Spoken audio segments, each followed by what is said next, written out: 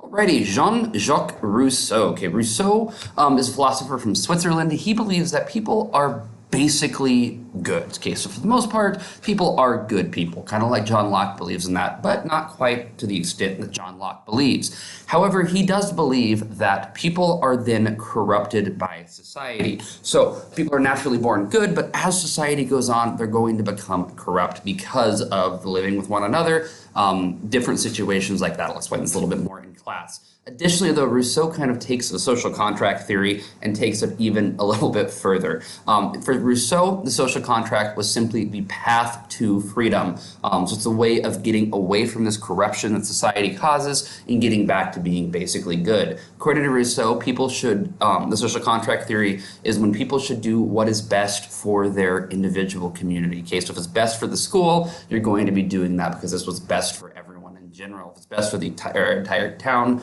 you should be doing that because it's best for everyone in general. Additionally, he believes that you should follow the general will of the people. Okay, so the general will of the people, simply broken down into the general will, directs the state towards the common good. So basically, you're taking everything and bringing it together for the common good. What's better for the common amount of people is what the general will is. That is what's best. Okay, so the good of the community is more important than the good of the individual. So, for example, you might be running late to try to get to a location, so you would have the desire to be speeding to get there. It is more important, the good of the community is that people are driving safely versus the good of the individual, you getting there on time. So it's better that you get there late versus risking the general will, risking the good of the community by speeding to get there. Rousseau additionally is going to write a book called The Social Contract, hence why he takes the social contract so far.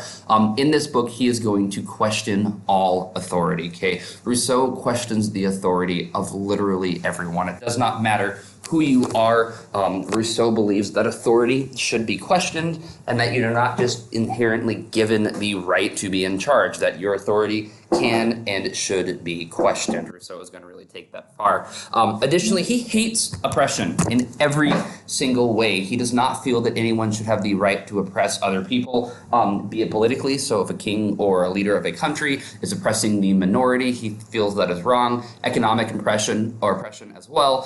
So where the rich people would force the poor people to work and not allow them to try to get up above and grow and prosper. Rousseau says this is wrong. We cannot and will not have this. His quote is, "Man is born free, and everywhere he is in chains." Okay, so what does this mean? Kind of be able to explain this in your own words, but basically is what Rousseau is saying here is that man is born good, but there's so many rules, regulations saying what you can and cannot do that you kind of are in chains. Okay, you're in bondage just like a slave is. You're a slave to society. We'll explain that more in class. Diderot, okay, the next one we're going to talk about. Diderot writes the Encyclopedia, and this is simply a collection of articles on human knowledge. So this is different articles of everything that humans believe.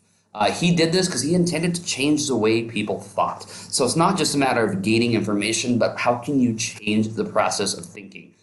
Changing the status quo, doing something different, okay, trying to find a new way of looking at different solutions, kind of built off of the scientific revolution, the Protestant Reformation as well. And this is really what's getting that Enlightenment thinkers going.